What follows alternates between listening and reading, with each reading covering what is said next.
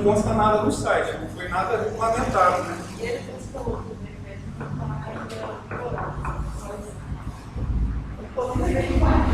Irmãos, vamos começar então.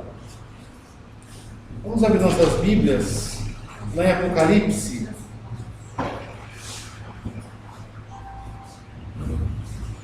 Apocalipse, capítulo 5. Desculpe, Apocalipse, capítulo 6. Versículo...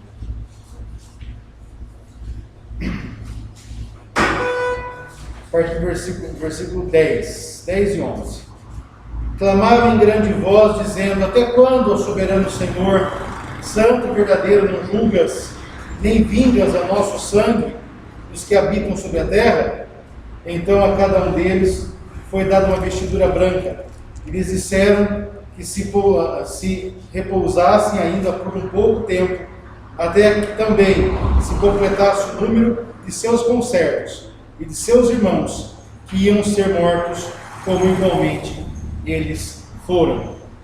Então nós vemos aqui, meus irmãos, as almas dos mártires que estão debaixo do altar, clamando por justiça, e o Senhor dizendo que faria justiça a essas almas, a esses nossos irmãos, quando o número dos seus conservos, o número dos eleitos, fosse completado. Vamos entoar um cântico.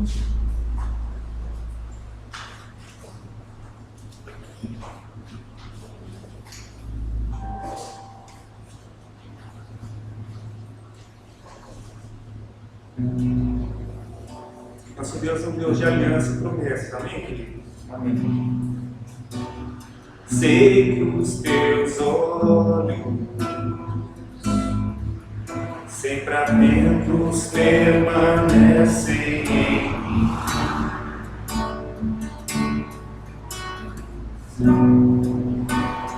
E os teus ouvidos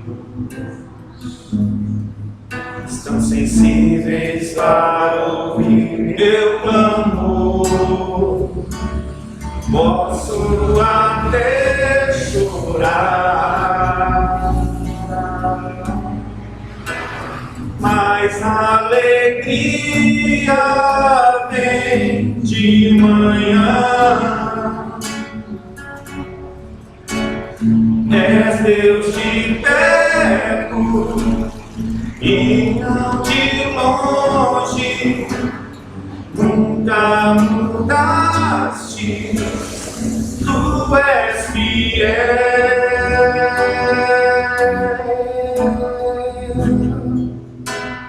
Deus de aliança, Deus de promessas, Deus que não é homem pra mentir. Tudo pode passar, tudo pode mudar, mas a palavra vai se cumprir.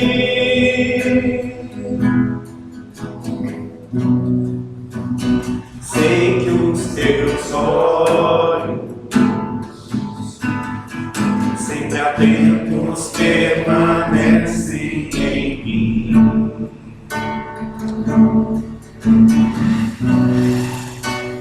E os teus ouvidos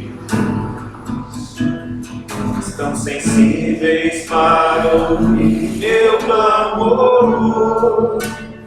Posso até chorar, mas a alegria vem de manhã. És Deus de perto e não de longe, nunca mudaste, tu és fiel. Eu sei, Deus de aliança, Deus de promessas. Deus que não é homem pra mentir. Tudo pode passar, tudo pode mudar, mas a palavra vai se cumprir. Posso enfrentar o que for, eu sei quem luta por mim.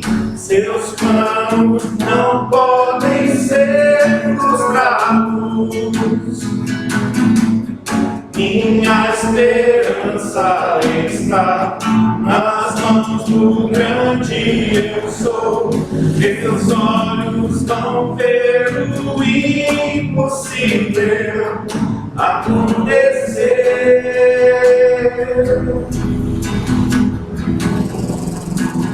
Deus de aliança, Deus de promessas, Deus que não é homem pra mentir. Tudo pode passar, tudo pode mudar, mas sua palavra vai se cumprir. Deus de aliança, Deus de promessas, Deus que não é homem pra mentir. Tudo pode passar, tudo pode mudar, mas a palavra vai se cumprir. Amém. Vamos abrir nossas Bíblias em Efésios, capítulo 1. Nós vamos fazer desse texto nossa oração de louvor essa noite. Efésios, capítulo 1, versículo 3 ao versículo 14.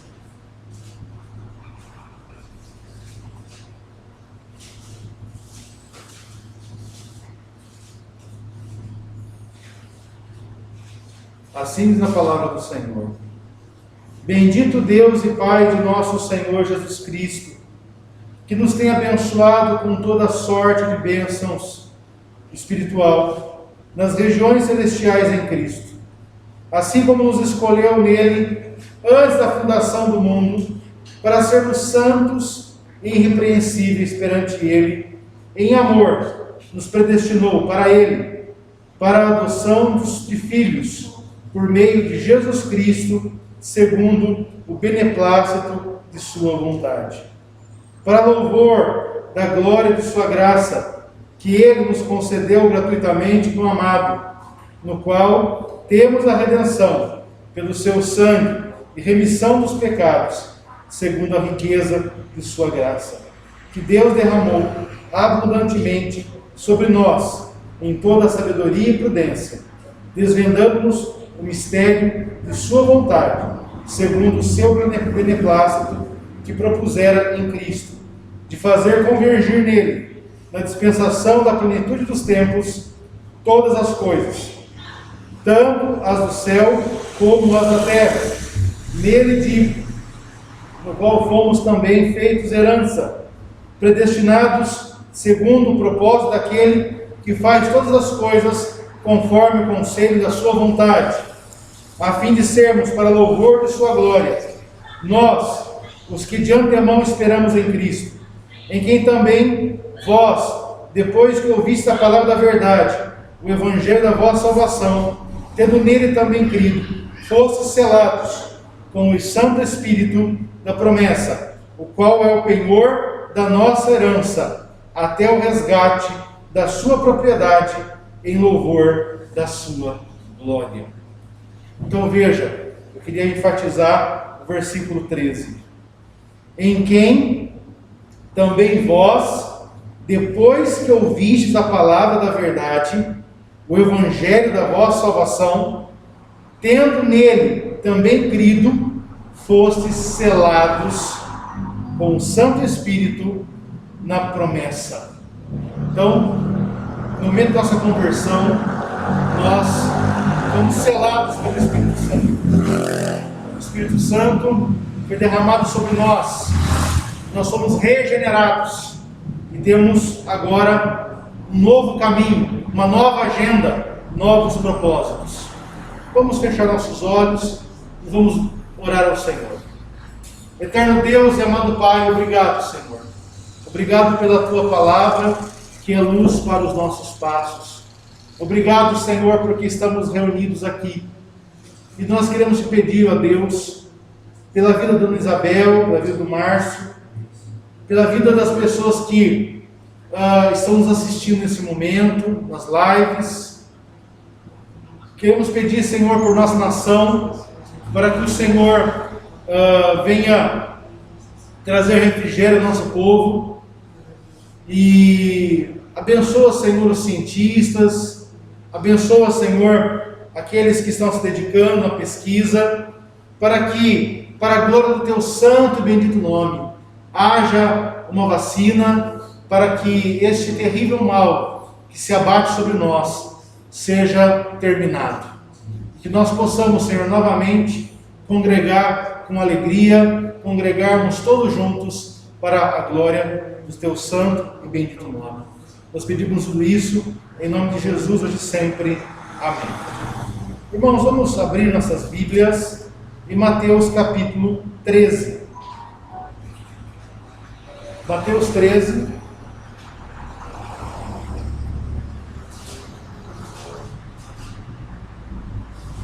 Versículo 36.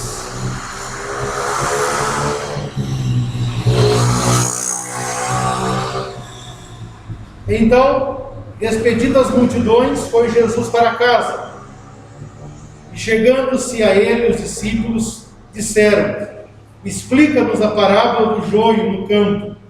E ele respondeu: o que semeia a boa semente é o Filho do Homem. O campo é o mundo. A boa semente são os filhos do reino. O joio são os filhos do maligno. O inimigo que o semeou é o diabo. A ceifa é a consumação do século, e os ceifeiros são os anjos. Pois assim como o joio é colhido e lançado ao fogo, assim será na consumação do século.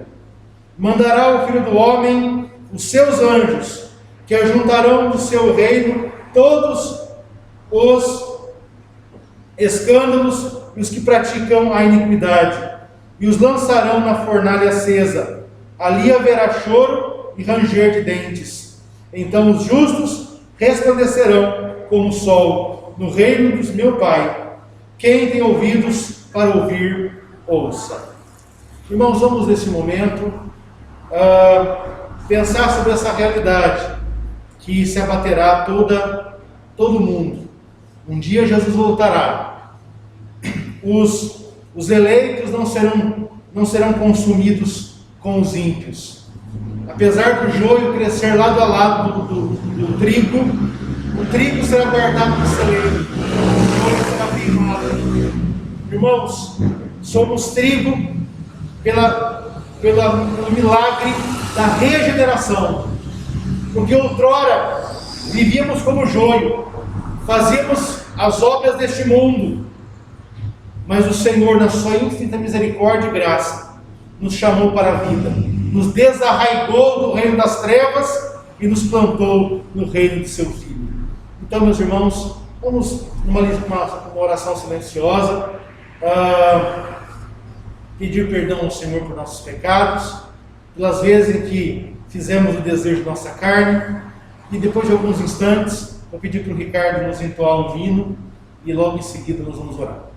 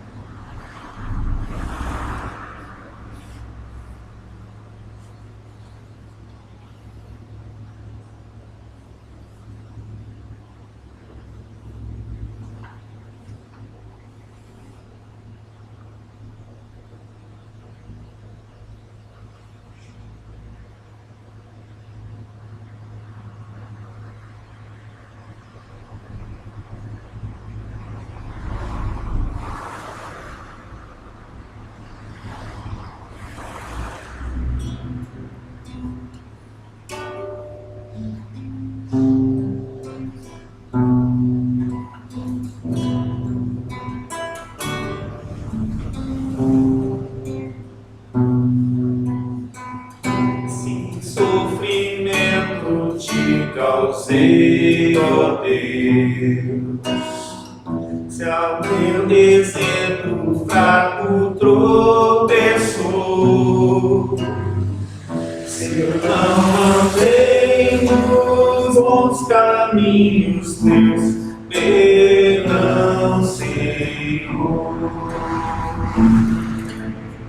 Se vão e fútil foi o meu falar, se amor ao meu irmão não demonstrei,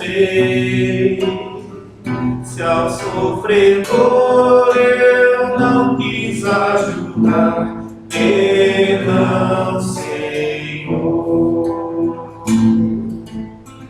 Se negligente foi o meu viver, sem me dispor a pelejar por ti, se firme em teu trabalho eu não quis ser, perdão, Senhor. Escuta, ó Deus, a minha oração e vem livrar-me do pecado vil. Renova este pobre coração. Amém, Senhor. Amém, Senhor. Eterno Deus, obrigado porque nenhuma condenação há para quem está em Cristo Jesus. Senhor, nós queremos pedir perdão pelas vezes em que por palavras, por atitudes, por omissões, nós não testemunhamos o Teu nome. Somos culpados sim, Senhor, mas sabemos que todos os nossos pecados foram lavados pelo sangue de Cristo. E nós queremos pedir, Senhor, para que o Senhor mortifique em nossas vidas aquilo que não glorifica o Teu santo nome. Nos ajuda, Senhor, na tarefa de testemunhar o Senhor com nossa vida. Nós pedimos isso em nome de Jesus, hoje e por todo sempre. Amém. Irmãos, vamos para o livro de Apocalipse. Apocalipse capítulo 7. Assim diz a palavra do Senhor. Apocalipse 7.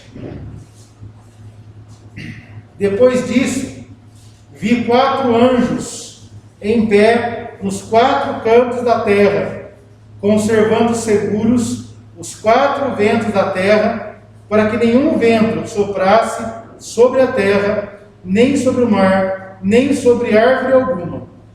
Vi outro anjo que subia do nascente do sol, tendo o selo de Deus vivo, e clamou em grande voz aos 4 anjos, aqueles aos quais fora dado de fazer dano à terra e ao mar, dizendo: não danifiques nem a terra, nem o mar, nem as árvores, até selarmos a fronte dos servos de nosso Deus. Então vi o número dos que foram selados, que era de 144 mil, de todas as tribos dos filhos de Israel. Da tribo de Judá foram selados 12 mil, da tribo de Ruben 12 mil, da tribo de Gade 12 mil, da tribo de Azer 12 mil, da tribo de Naftali 12 mil, da tribo de Manassés 12 mil, da tribo de Simeão 12 mil, da tribo de Levi 12 mil, da tribo de Issacar 12 mil, da tribo de Zebulon 12 mil, da tribo de Benjamim 12 mil, da tribo de José 12 mil. Foram essas as coisas. Depois dessas coisas vi, e eis que grande multidão, que ninguém podia enumerar, de todas as nações, tribos, povos, línguas, em pé, diante do trono e diante do Cordeiro, vestidos de vestiduras brancas, com palmas nas mãos, clamavam em grande voz, dizendo: ao nosso Deus, que se assenta no trono, e ao Cordeiro pertence a salvação. Todos os anjos que estavam de pé, rodeando o trono, anciãos E os 24 seres viventes e ante o trono se prostraram com rostos e adoraram a Deus, dizendo: Amém. O louvor, a glória, a sabedoria, ações de graças, a honra, o poder e a força sejam ao nosso Deus pelos séculos dos séculos. Amém. Um dos anciãos tomou a palavra, dizendo: Estes que se vestem de vestiduras brancas, quem são e de onde vêm? Respondi: Meu Senhor, tu o sabes. Ele então me disse: São estes os que vêm da grande tribulação, lavaram suas vestiduras e as alvejaram no sangue do Cordeiro. Razão porque se acham diante do trono de Deus e o servem de dia e de noite no seu santuário. E aquele que se assenta no trono estenderá sobre eles o seu tabernáculo. Jamais terão fome, nunca mais terão sede, não cairá sobre eles sol, nem o ardor algum, pois o Cordeiro se encontra no meio do trono, os apacentará e os guiará para as fontes de água da vida, e Deus os enxugará dos olhos toda a lágrima. Eterno Deus, amado Pai, obrigado, Senhor, por essa palavra. Obrigado, Senhor, porque o Senhor é maravilhoso e bendito. Nós queremos te pedir, ó Deus, que o Senhor nos ilumine com o teu Santo Espírito, para que possamos compreender a tua palavra, compreender para a nossa salvação, para a edificação de nossa igreja, que nós possamos, Senhor, a partir dessa santa compreensão, obedecermos, praticarmos toda a sã doutrina.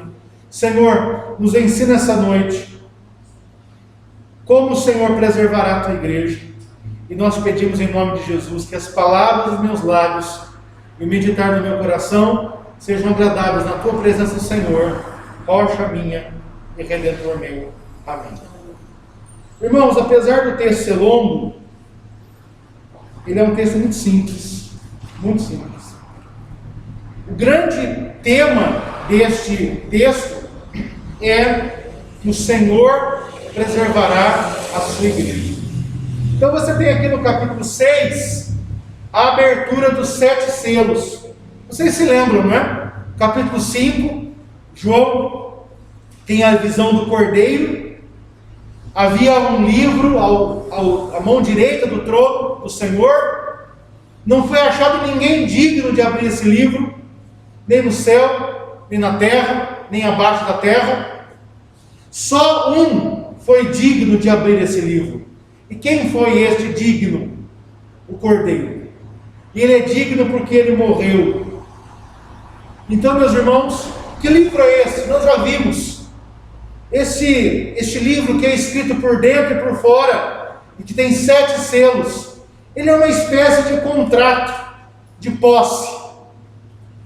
Aqui, o conteúdo desse livro não é nada mais, nada menos do que a ira de Deus, do que o juízo de Deus. E quem exercerá o juízo de Deus, senão o Cordeiro? Ele começa a abrir o livro. Abre-se o primeiro selo, e quem sai é o cavaleiro branco, vitorioso e para vencer. E nós vimos semana passada que esse é o Evangelho. E esse Evangelho é pregado entre os outros selos, entre o cavalo vermelho da guerra, entre o cavalo preto da escassez, entre o cavalo amarelo das enfermidades. Esse Evangelho, apesar de vitorioso e para vencer, ele terá baixas naqueles que proclamam a palavra. Não é à toa que no 5º selo, os mártires clamam justiça ao Senhor. Até quando, Senhor, nós esperaremos por justiça? E a fala do Senhor é que eles esperem, porque não foi completado ainda o número dos eleitos, o número dos conservos. Abre-se o 6º selo, e aqui começa um cataclismo. O céu se enrola, o sol se apaga, a lua fica como sangue, e em todas as faixas sociais, os ímpios se escondem da ira do Cordeiro que está sentado sobre o trono. Ninguém poderá suster-se diante do Cordeiro, senão aqueles que tiveram as suas vestes alvejadas pelo sangue de Cristo Jesus. Meus irmãos, entre a abertura do 6º selo e do 7º, que acontece aqui no capítulo 8, nós temos este capítulo 7, que é um capítulo de consolo, que é um capítulo de refrigério. Por quê? No capítulo 7, ele está mostrando claramente para nós que o Senhor preservará a sua igreja. Muitas vezes nós estamos assustados. Puxa, pastor, quando isso terminará? Eu disse semana passada, né, que nem o Medina teve tanto medo de onda que nem a gente, né? Tinha um pico da onda que era em abril, outro pico da onda foi em maio, depois o pico ia ser em junho. Daqui a pouco estamos chegando em dezembro e o pico da epidemia não passou. Então, irmãos, a gente está vendo essa situação e parece que uma hora nós caminhamos para frente e de repente nós temos que retroceder. E nós ficamos assustados e nos perguntamos: Senhor, até quando? Nós temos que entender que esses eventos que nós estamos sofrendo fazem parte, meus irmãos, de um conjunto de eventos que testificam que Jesus está às portas. E isso nós não podemos perder de vista. Jesus está às portas. Essa epidemia, como todas as outras que passaram por nós, apenas servem para nós como trombeta, que nos avisam: convertei-vos e crede no Evangelho. Convertei-vos e crede no Evangelho, porque Jesus voltará, e aquele que não estiver em Cristo será condenado, será queimado como joio. Então, meus irmãos, a esperança que nós temos é o seguinte: que o Senhor preservará a sua igreja. E aqui você pode perguntar: qual é o motivo porque o Senhor vai preservar a sua igreja? Nós vemos 3 motivos aqui. Quem será preservado da ira de Deus? Primeiro, quem foi selado. Segundo, quem louva o Cordeiro. Terceiro, quem tem o Cordeiro como pastor. Esses são os 3 pilares que devem estar a nossa confiança. Então, neste mundo de calamidades, em que as tribulações só tenderão a aumentar até atingir o ápice, a nossa primeira segurança está não naquilo que nós somos, nem naquilo que nós temos, mas naquilo que o Senhor fez por nós. E o que o Senhor fez por nós? O Senhor nos selou. O que é? Aqui você vê, né, a visão de João, de 4 anjos, segurando os 4 ventos. Meus irmãos, aqui é uma imagem muito interessante, porque quando você vai ao livro de Êxodo no capítulo 10, você vê que uma das pragas que se abateram contra o Egito foram as pragas dos gafanhotos. Qual força da natureza trouxe os gafanhotos? Os ventos. Qual força da natureza levou os gafanhotos embora? O vento. Deus controla aquilo que você não controla. Deus é o Senhor do vento, da natureza, daquilo que me é incontrolável. Quando os discípulos atravessavam o mar da Galileia, e o vento era revolto, e o barco se enchia de água, Jesus dormia na proa, os discípulos o acordaram e disseram: Senhor, não te importa que nós pereçamos? Jesus se levanta, ele ordena ao vento e ao mar e à tempestade, e o vento e a tempestade se emudecem. E os discípulos vão perguntar: quem é esse que até o vento e o mar obedecem? Este é Jesus Cristo. Jesus, o Senhor, ele tem poder de restringir as calamidades do mundo. Nada do que acontece sem a permissão do Senhor que governa todas as coisas.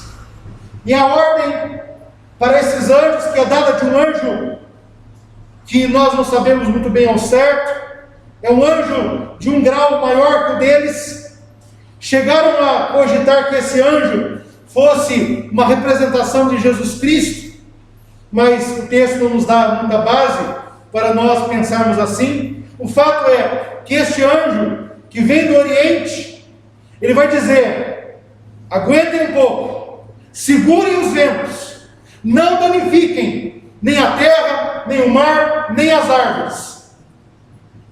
Mas esses anjos vão continuar segurando esses ventos até um momento específico.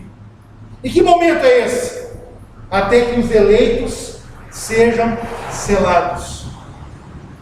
Até que sejam selados na fronte os servos do nosso Deus. Essa é a ideia. Irmãos, nós recebemos esse selo. E o que é o selo? O selo é uma marca que mostra que você pertence a alguém. É como uma marca que identifica de quem você é. Meus irmãos, você não está nesse mundo sozinho. Você não está nesse mundo segundo a sua vontade. Você está nesse mundo acompanhado por Cristo, vivendo pela vontade daquele que te chamou das trevas para a luz. Você foi selado pelo próprio Cordeiro de Deus. Você pertence a Deus. Você é propriedade de Deus. E o Senhor tem domínio sobre a sua vida. Meus irmãos, aqui João ouve o número daqueles que foram selados: 144 mil. Esse número já deu muita polêmica na história da igreja. Há quem diga que esse número foi literal. Os testemunhas de Jeová mesmo acreditavam no início que só seriam salvos 144 mil.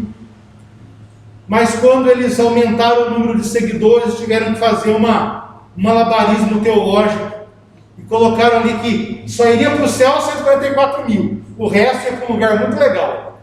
Não é? Irmãos, a questão aqui é que nós não podemos entender os números de Apocalipse de forma literal. Porque Apocalipse é um conjunto de visões de João. E aqui nós vemos que esses 144 mil se refere a uma conta que seria mais ou menos a seguinte: 12 mais 12 multiplicado por 1000. Aqui nós temos todas as tribos de Israel que são seladas. Mas quando nós vamos a Romanos 9, nós vemos o quê? Quem é o Israel? Paulo vai dizer: nem todos os Israel são de fato israelitas. Qual é o Israel de Deus hoje? É o Israel espiritual, é a igreja. Então a igreja de todas as épocas, tanto do Antigo Testamento quanto do Novo Testamento, foram selados para o dia do Cordeiro. Esse texto mostra para nós uma coisa muito importante: que o Senhor sabe exatamente o número dos eleitos. Você não é um ponto na estatística de Deus. Você não é um número para Deus. Você é uma pessoa que o Senhor conhece e pela qual Jesus derramou sangue na cruz do Calvário. Então, meus irmãos, nós fomos selados pela misericórdia de Deus. Porque somos selados, nós não seremos afligidos pela ira do Cordeiro. E porque fomos selados, nós fazemos parte desse Israel espiritual de Deus. Segundo ponto, meus irmãos, é que você é preservado por Deus, a igreja é preservada por Deus, e que você foi selado por Jesus Cristo. Segundo ponto, aqueles que são preservados, eles têm uma atitude em comum. Eles louvam a Deus. Essa é a grande marca da igreja. Qual é o objetivo da igreja? Glorificar a Deus. Esse é o próprio objetivo do homem. O homem existe para quê? Para glorificar a Deus e se alegrar em Deus para sempre.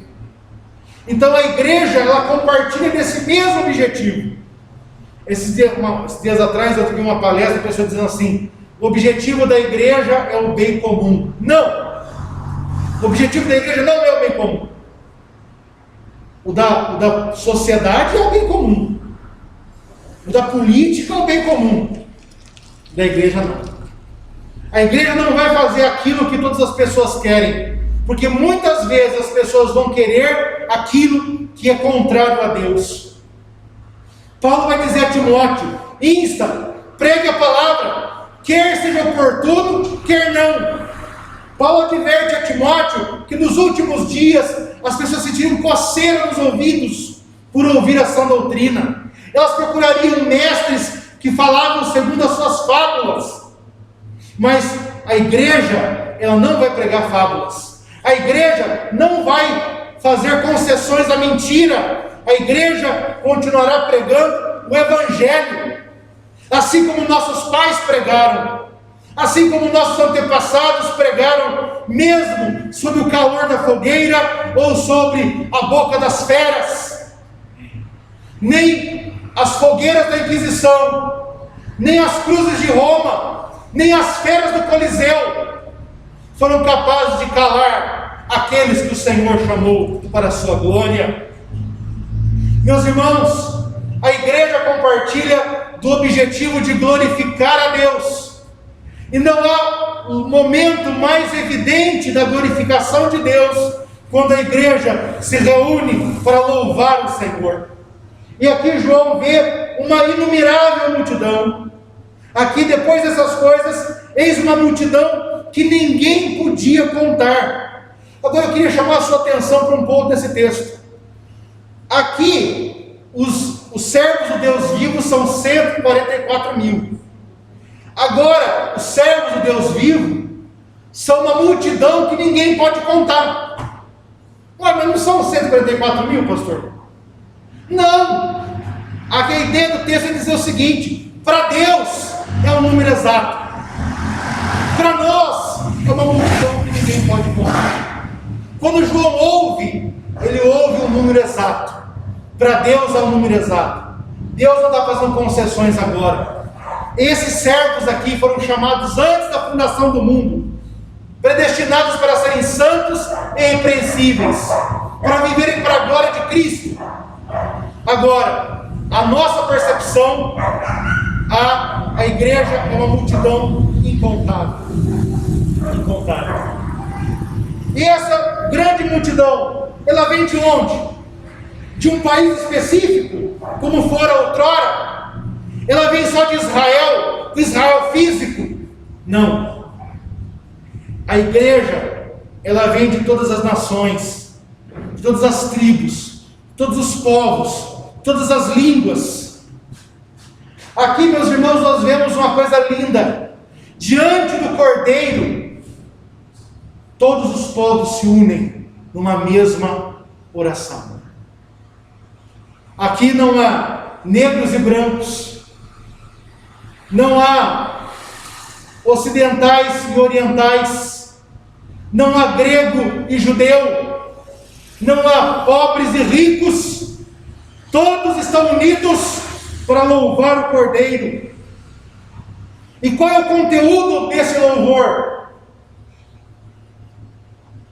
Aqui eles vão dizer: ao nosso Deus que se assenta no trono e ao Cordeiro pertence a salvação. Essa igreja que está vestida de branco, essa igreja que está vestida com a cor da santidade, o conteúdo do louvor dessa igreja é dizer que a salvação pertence ao Senhor. Que a salvação não vem dos homens, a salvação não vem das obras, a salvação não vem da capacidade humana, mas a salvação vem da misericórdia de Deus. Em Deus agir com misericórdia. É aquilo que o Senhor disse a Moisés: haverei de ter misericórdia com quem me aprover ter misericórdia. O Senhor é misericordioso com quem Ele quer. E essas pessoas aqui, assim como nós, se reúnem para louvar essa tão grande dádiva que é a misericórdia de Deus. Eles não estão sozinhos. Essa igreja, essa grande e inumerável multidão, se reúne aos anjos, aos anciãos, para um louvor perene. Há um louvor que nunca acaba, irmãos. A igreja, reunida em diferentes locais do mundo, ela está louvando o Senhor. Nem as guerras puderam impedir esse louvor, nem as epidemias puderam impedir esse louvor, nem a escassez e a fome puderam impedir que a igreja louve o Senhor.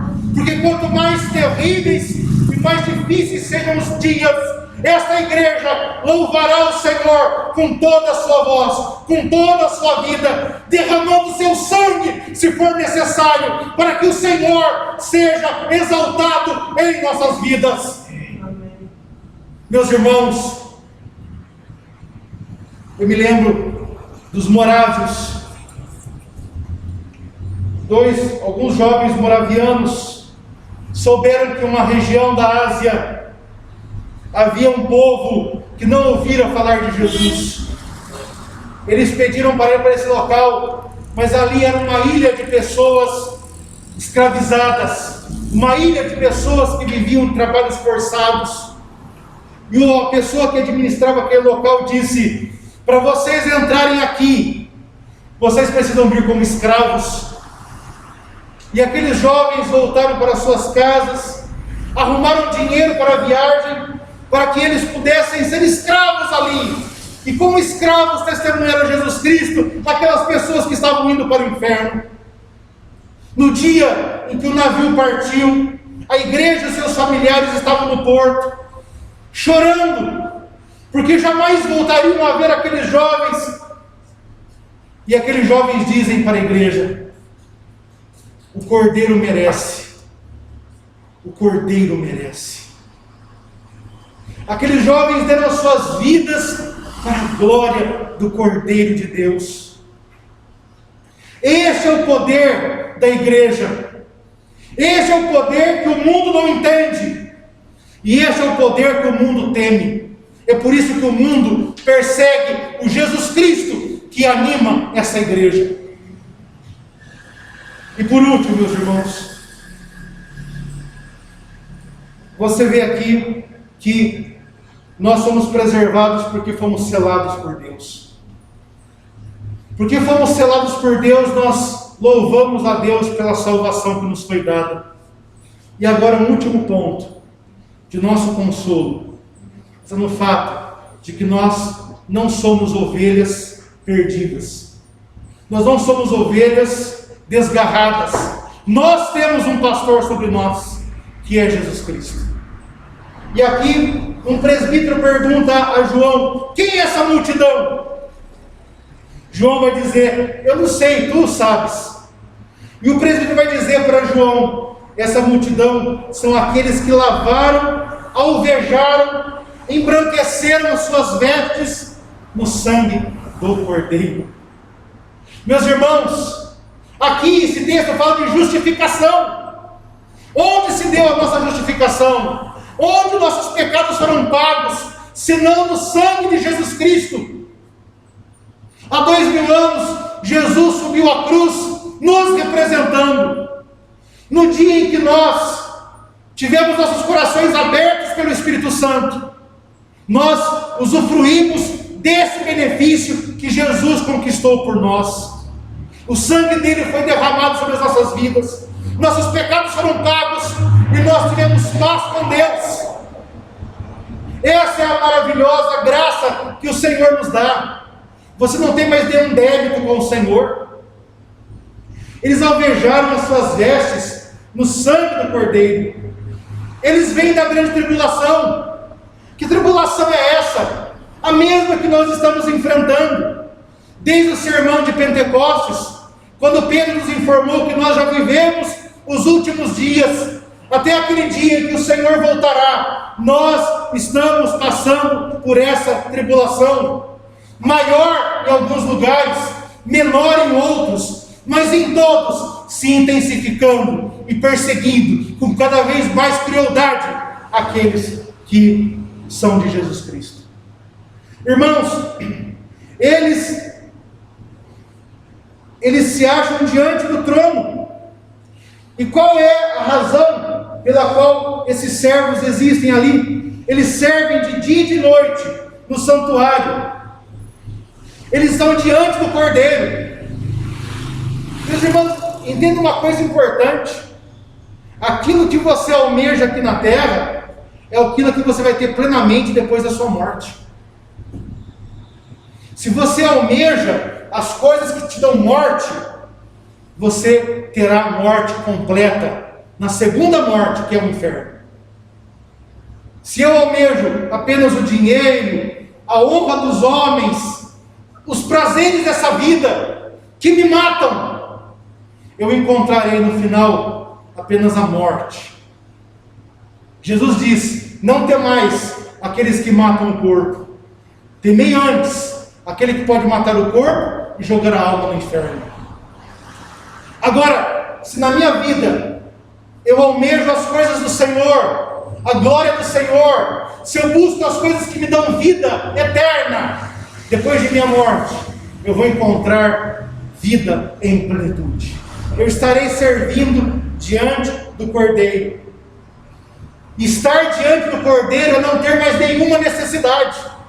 Veja, eles não têm mais fome, eles não têm mais sede, o sol não nos aflige, eles não têm mais problema nenhum. Por quê? Porque o Senhor está completamente com eles. Porque o Cordeiro é o pastor dessas pessoas. Meus irmãos, o que eu quero que você entenda no final desse texto é o seguinte: hoje você já usufrui das bênçãos celestiais de Cristo. Você já recebe as bênçãos espirituais que o Senhor derrama em Cristo sobre as suas vidas. Mas eu queria te contar uma coisa importantíssima. Você vai usufruir plenamente delas na glória. Hoje você enxerga em parte, você vive em parte. E os sofrimentos do tempo presente não se podem comparar com a glória que haverá de ser revelada em nós. Sonhe com as coisas de Deus. Almeje as coisas do Senhor. Irmãos, quais são os 3 pilares da nossa consolação? Quando você vir guerras, rumores de guerras, pandemias, fome, destruição, caos, lembre-se, isso é só o começo das dores. Mas quando as coisas se tornarem insuportáveis, o Senhor nos preservará delas. O Senhor nos preservará no meio da fornalha, no meio das dores, porque você foi selado. Você não pertence a este mundo, você pertence a Deus. Você vive para a glória de Deus. E você tem um pastor sobre a sua vida, que é Jesus Cristo. Ele não abandonará você. Ele deu a vida por você e vai levá-lo até a casa celestial do seu Pai. Que Deus nos dê a sua graça. Amém. Vamos orar, depois eu vou impetrar a bênção. Eterno Deus, amado Pai, obrigado, Senhor, pela tua misericórdia, obrigado porque todas as coisas estão seguras nas tuas mãos. Ó Senhor, nós vivemos dias maus, mas nós confiamos no teu amor, na tua graça. Nos ajuda, Senhor, a sermos firmes, a sermos perseverantes até a morte, para recebermos a coroa da vida. Nós pedimos isso em nome de Jesus hoje e sempre. Amém. Que a graça e a paz da parte de Deus, o Pai, o amor de Jesus Cristo, a força, a consolação do Espírito Santo recaiam sobre vós, Israel espiritual de Deus, hoje e por todo sempre. Amém. Deus abençoe a todos. Deus abençoe aqueles que nos acompanham na live, no YouTube.